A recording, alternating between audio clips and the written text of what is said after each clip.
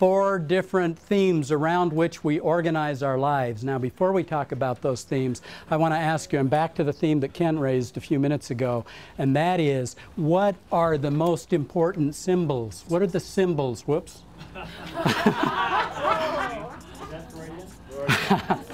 What does society teach us? The symbols of success. Okay, money. What else? Pardon?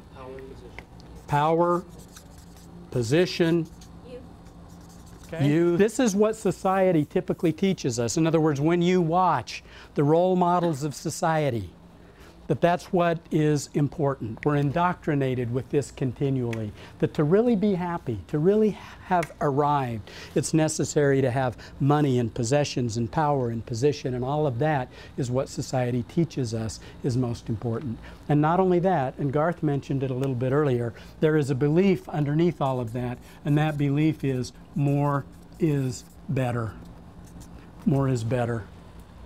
However much money I have, it's not quite enough when I'm living from that implicit belief that more is better. You know, I mean, I think I probably years ago shared the story with you of graduating, and back then I was closer to graduate school than to where I am today, right?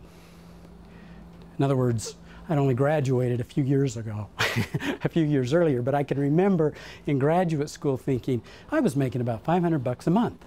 And I can remember thinking, wow, won't it be great to be able to earn $1,500 a month? If I can just earn $1,500 a month, I will have had it made.